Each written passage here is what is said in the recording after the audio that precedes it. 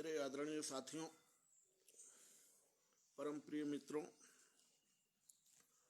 और नौजवानों, मैं राजेश चौबे जन सेवा संघ का एक छोटा सा मेंबर,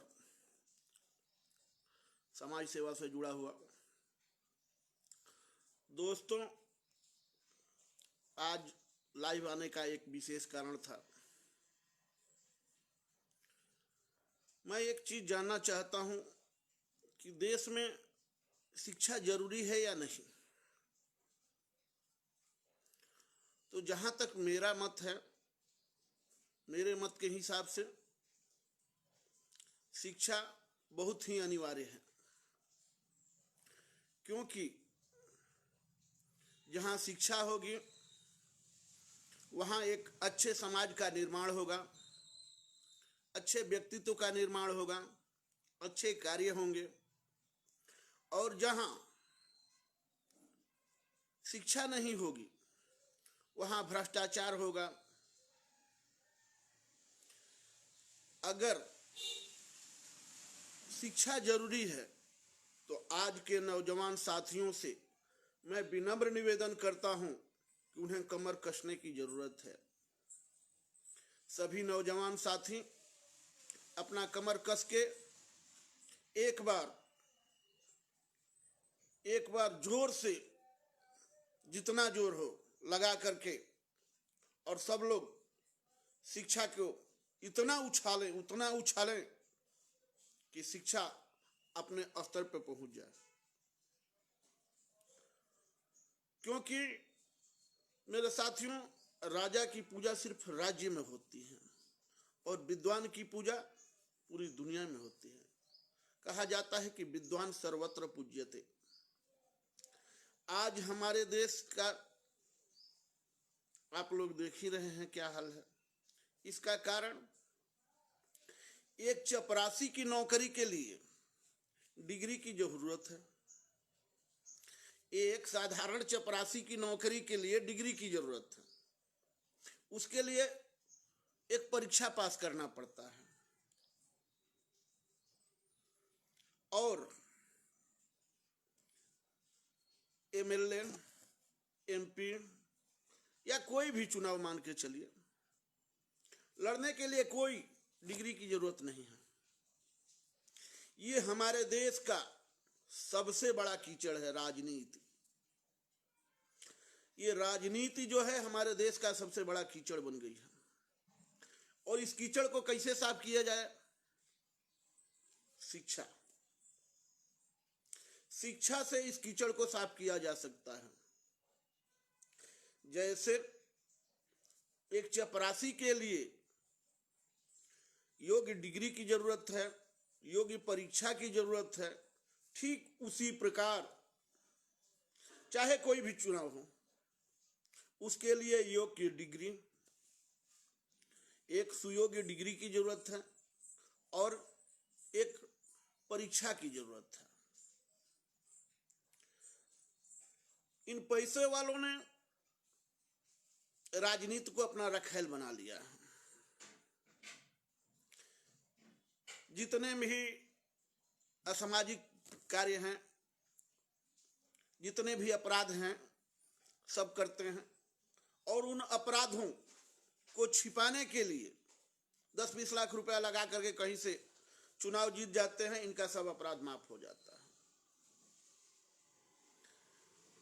मैं चाहता हूं कि ऐसा ना हो। शिक्षा को सर्वोपरि माना जाए। अगर शिक्षा सर्वोपरि हो गया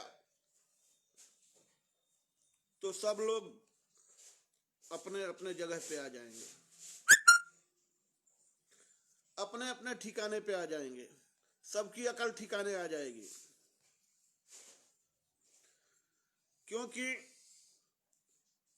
शिक्षा ही विकास को जन्म देती है।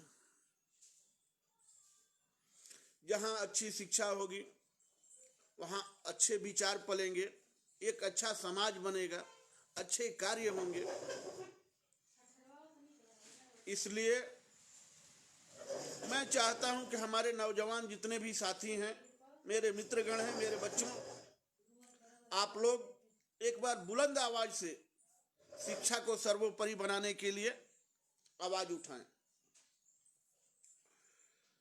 जिस तरह चपरासी के लिए शैक्षिक योग्यता की जरूरत पड़ रही है आज और परीक्षा की जरूरत पड़ रही है, ठीक उसी प्रकार हर चुनाव में, चाहे वो एक काउंसलर का ही चुनाव क्यों न हो, काउंसलर से लेकर के बीडीसी, डीडीसी, जिला परिषद, एमएलए, एमपी, एमएलसी, जो भी हो, हर एक चुनाव के लिए सुयोग्य डिग्री स्थापित की जाए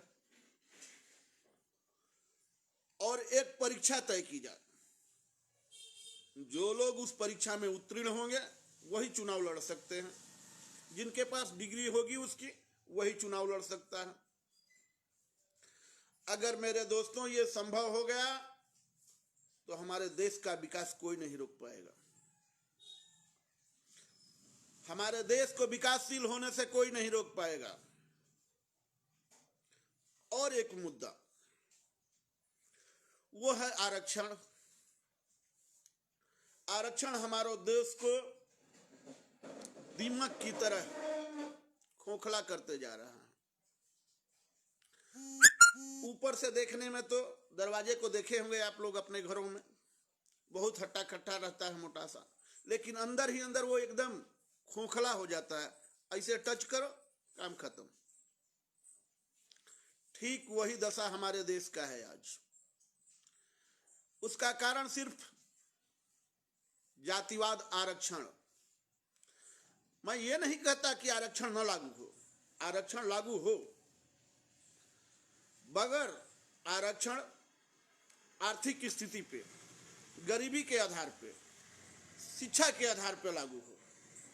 मैं ये नहीं कहता कि आरक्षण लागू ना हो, क्योंकि आरक्षण की जरूरत रामविलास पासवान को, लालू यादव को, मीरा कुमार को, उनको जरूरत नहीं है।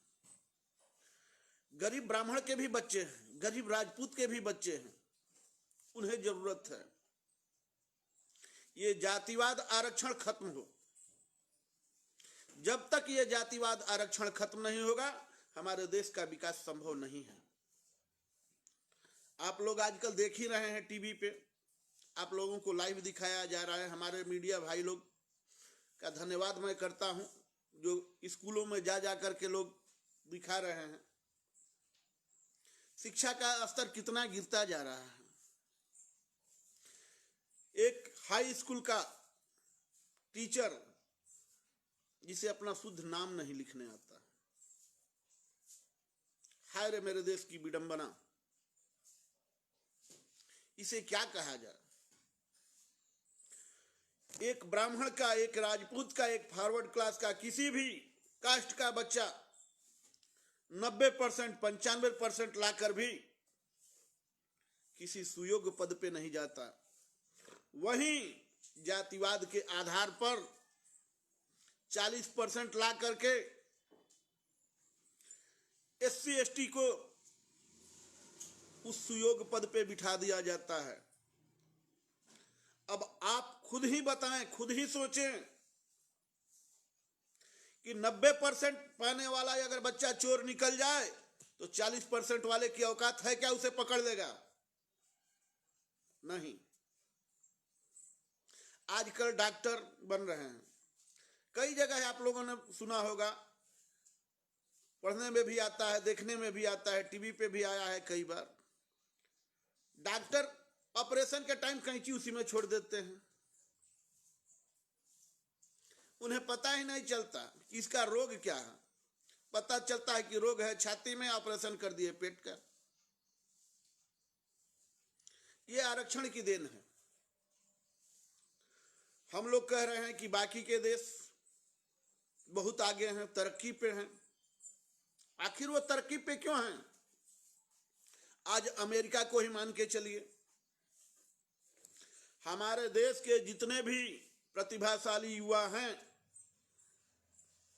जितने भी 90 और 95% वालों को हमारे भारत सरकार रिजेक्ट करती है, उसे अमेरिका सरकार अपने पास ले जाकर के सुयोग्य पदों पर बिठा देती है और यही उसके विकास का कारण है।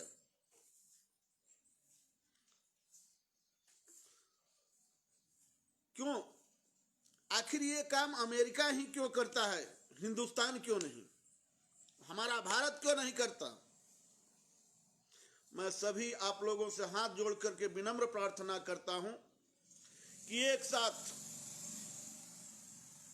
इस आवाज को बुलंद करें, आरक्षण को शिक्षा और गरीबी के आधार पर लागू किया जाए, चुनाव में एक योग्य डिग्री और योग्य परीक्षा की स्थापना की जाए, जिससे हमारे देश का भविष्य उज्जवल हो सके। क्योंकि एक शिक्षित व्यक्ति अगर उच्च पद पे होगा तो वो बहुत ही बढ़िया कार्य करेगा। एक अनपढ़ जाहिल गंवार को अगर उच्च पद पे आप बिठा देंगे तो वो क्या करेगा, आप भी सोच सकते हैं और मैं भी। इसलिए मैं ज्यादा न बोलते हुए अपनी वाणी को विराम दे रहा हूं। आगे आप लोग खुद समझदार हैं। मुझे जितना उचित लगा वो मैंने कहा। अगर मेरे वाणी से किसी को कोई तकलीफ पहुंची हो तो उसके लिए मैं क्षमा प्रार्थी हूं। मगर मेरे साथियों, याद रखो, लिखवा करके आप कोरे कागज पर हमसे लिख ले लीजिए, साइन करा लीजिए, जब तक ये आरक्षण खत्म नहीं होगा, जब तक चुनावों में शिक्षा का अभाव रहेगा, तब तक हमारा देश कभी विकास नहीं कर सकेगा। चाहे इसके लिए आप लोग जो कुछ भी करें, जो भी सोचे, जो भी समझे, मुझे कोई परवाह नहीं। मुझे जो उचित लगा मैंने कहा। जय हिंद, जय भारत।